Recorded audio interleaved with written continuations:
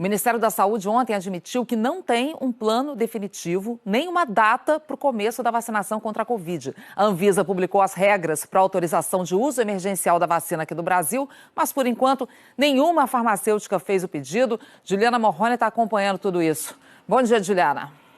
Bom dia, Ana. Bom dia a todos. Ana, agora que está evidente que não existe ainda um plano definitivo, aumenta a cobrança sobre o Ministério da Saúde e cobrança também de isenção da Anvisa. Servidores da agência divulgaram uma carta reforçando que a Anvisa não serve a interesses de governos. Mais uma semana vai chegando ao fim e o Brasil ainda não tem um plano de vacinação definitivo e nem prazo de quando o Ministério da Saúde vai começar a distribuir vacina contra a Covid. Foi o que disse ontem o secretário executivo do Ministério. Leviano de nossa parte, eu transmitir a qualquer brasileiro uma data correta em que vai se iniciar a vacinação, uma vez que nenhuma delas tem registro, uma vez que nenhuma delas foi disponibilizada para a população.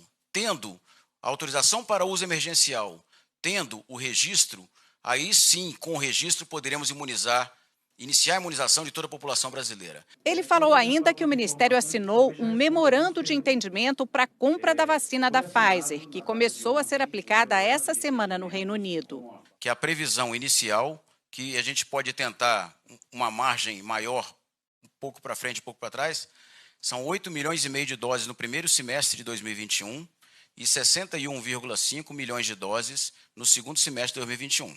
A compra ainda não foi feita. Continuam os acertos com a Pfizer, que, segundo o governo, ofereceu apoio logístico para distribuir as vacinas em caixas com gelo seco, onde podem ficar por até um mês. O governo não disse se terá que investir em geladeiras supergeladas, como a vacina exige. O Ministério disse ontem também que a negociação com a Pfizer está na mesma condição que a negociação com o Instituto Butantan. Especialistas e pesquisadores cobraram do governo em carta um entendimento para a compra da Coronavac. O diretor da Sociedade Brasileira de Imunizações defendeu um plano urgente e centralizado. É muito ruim para o Programa Nacional de Imunizações, para o brasileiro, termos estados com uma vacina, outros municípios com outro, governo federal tratando com outro, o resto do país com outra vacina. Isso cria enormes desigualdades. Isso cria cidadãos brasileiros de diferentes categorias, com acessos a direitos à saúde diferentes. Ontem também a Anvisa formalizou nessa reunião por videoconferência as regras para que fabricantes de vacinas façam os pedidos de autorização emergencial para uso.